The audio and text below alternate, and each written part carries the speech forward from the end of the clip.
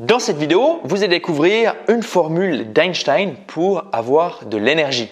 Alors, quand on souhaite atteindre des objectifs, quand on souhaite réaliser des projets, parfois il nous manque des compétences, parfois il nous manque de l'argent, parfois il nous manque un réseau, parfois il nous manque du temps ou parfois il nous manque de l'énergie. Et aujourd'hui, j'ai envie de partager justement avec vous un petit concept que j'utilise lorsque j'ai des baisses d'énergie. Alors déjà, je vais créer une parenthèse pour vous dire que j'aborde très rarement la gestion du temps et plutôt la gestion de l'énergie parce que pour moi, il est préférable d'avoir de l'énergie et de se focaliser justement sur investir du temps en ayant de l'énergie sur une activité importante plutôt que de simplement investir du temps. Okay? Je préfère travailler 1 heure en ayant beaucoup d'énergie sur une activité importante que de travailler 3 heures en ayant peu d'énergie sur une activité importante. Okay? Le résultat sera totalement différent. Okay? Donc, petit conseil avant d'aborder le sujet du jour, c'est vraiment de vous focaliser sur avoir de l'énergie. Et avoir de l'énergie d'une manière générale, c'est quoi? C'est bien dormir, bien manger, faire du sport et surtout investir de l'énergie sur des activités qui vous passionnent. Ça, je pense que c'est l'une des meilleures astuces que vous diront les gens qui ont de l'énergie. C'est vraiment, investissez du temps, investissez de l'énergie sur des choses qui vous passionnent. Et de cette manière, vous allez vous transformer en générateur d'énergie. Donc, parenthèse fermée, quelle est cette formule quelle est la formule d'Einstein qui va vous permettre d'avoir de l'énergie? Cette formule, vous la connaissez probablement. E est égal mc2. Alors évidemment, cette formule, vous l'avez déjà entendue. Vous ne savez peut-être pas forcément ce qu'elle veut dire. En tout cas, moi, je ne sais pas ce qu'elle veut dire exactement. Par contre, je l'ai utilisée pour en faire ma propre formule, mais à ma sauce. Donc, E pour énergie est égal musique fois café au carré. Donc là, vous êtes en train de vous dire, mais Julien, qu'est-ce que tu es en train de nous inventer? Donc, j'y viens. Quand j'ai une baisse d'énergie, qu'est-ce que je vais faire? Je vais mettre de la musique. Je vais mettre de la musique qui me motive. C'est comme une sorte d'ancrage. À force, avec le temps, bon, ça fait des années que je travaille de cette manière, il y a des morceaux de musique, je le sais, je ne peux pas expliquer pourquoi, mais je le sais, ils vont me mettre dans un état d'esprit qui me pousse, m'incite à l'action, m'incite au mouvement. Okay? Et quand j'ai une baisse d'énergie, l'erreur serait finalement de me dire ok, maintenant il faut que je fasse des choses où je n'ai pas besoin d'utiliser de l'énergie, comme par exemple lire un livre ou alors regarder la télévision. Alors évidemment, pour les sceptiques qui me regardaient, il y a une limite. À des moments, j'ai besoin de lire un livre, à un moment, j'ai besoin de me reposer. Okay. Et c'est là la connaissance de soi. La connaissance de soi est importante pour justement réussir à différencier ces moments. La connaissance de soi / l'expérience. Okay. Mais partons du principe où on a cette petite baisse d'énergie et on se dit j'aimerais bien regarder Netflix alors que finalement on pourrait encore en faire un petit peu plus. Donc la musique m'aide beaucoup et je pense que c'est un bon rappel de se dire ok, quand j'ai une baisse d'énergie, je vais mettre cette musique. Donc rappelez-vous ça, quand X se produit, alors je vais mettre ce morceau de musique. Quand j'ai une baisse d'énergie, alors je vais mettre ce morceau de musique. Je vais vous mettre dans la description de cet épisode l'un de mes morceaux de musique favoris qui me donne de l'énergie. Et donc souvent, on essaye d'avoir de l'énergie en se motivant mentalement, c'est-à-dire en se disant ok, je vais penser à mon objectif, je vais penser à mon désir, je vais penser à mes résultats, etc. Mais par expérience, il est difficile de résoudre un problème mental avec une solution mentale. Souvent, il faut changer de paradigme. C'est pour ça que la musique, je la trouve également intéressante.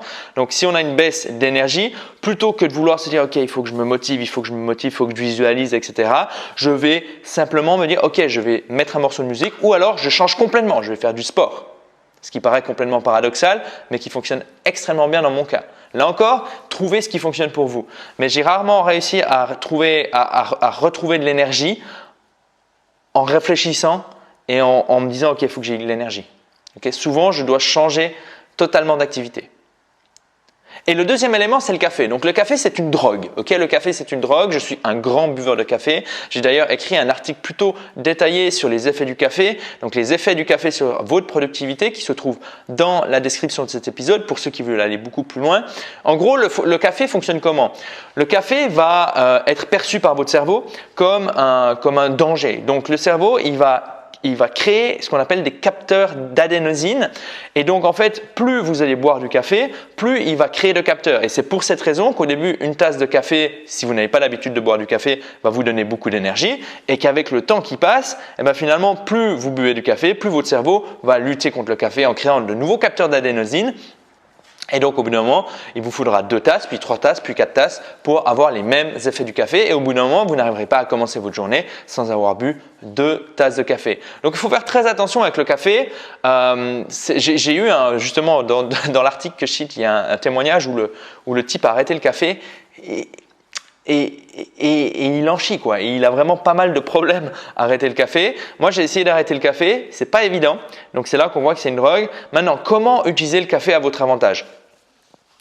Ce qu'il faut savoir, c'est que quand vous réveillez, en règle générale, vous avez de l'énergie naturelle. Okay, donc vous avez passé une bonne nuit de sommeil, j'espère pour vous.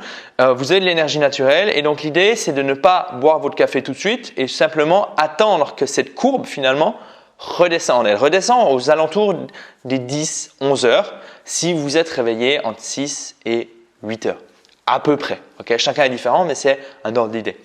Donc plutôt que de boire votre café au début, si vous avez une baisse d'énergie aux alentours des 10-11 heures, c'est à ce moment-là qu'il faut boire votre premier café de la journée et vous en ressentirez des effets bien plus bénéfiques que si vous aviez directement bu votre premier café parce que dans ce premier cas, l'énergie fournie par le café je perds mes mots mais ne se verrait pas parce que de toute façon vous avez beaucoup d'énergie. Okay? Donc, essayez de boire votre café un peu plus tard et puis encore une fois, essayez de boire en 2 et 3 cafés maximum.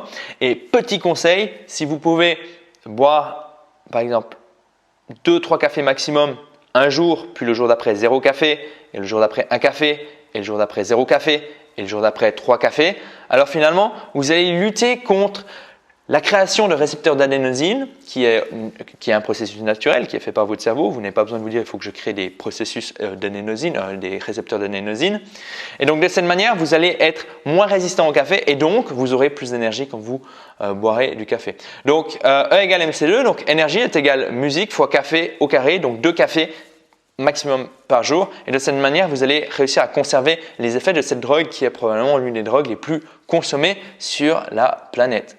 Naturellement, il y a d'autres astuces pour avoir plus d'énergie. Ça, c'était simplement une petite astuce. Si vous voulez aller plus loin et en savoir plus sur le café, alors il y a un lien dans la description de cette vidéo. Et puis, abonnez-vous à la chaîne parce que prochainement, il y aura une vidéo qui partagera finalement, qui abordera 8 techniques mentales à mettre en place, à utiliser pour avoir plus d'énergie. Donc encore une fois, ce n'est pas des techniques du genre ok, faites du sport, mangez bien, dormez bien, mais c'est vraiment ok, comment utiliser différemment son cerveau pour avoir plus d'énergie au quotidien. Abonnez-vous à la chaîne et on se voit bientôt pour une nouvelle vidéo. Bye bye.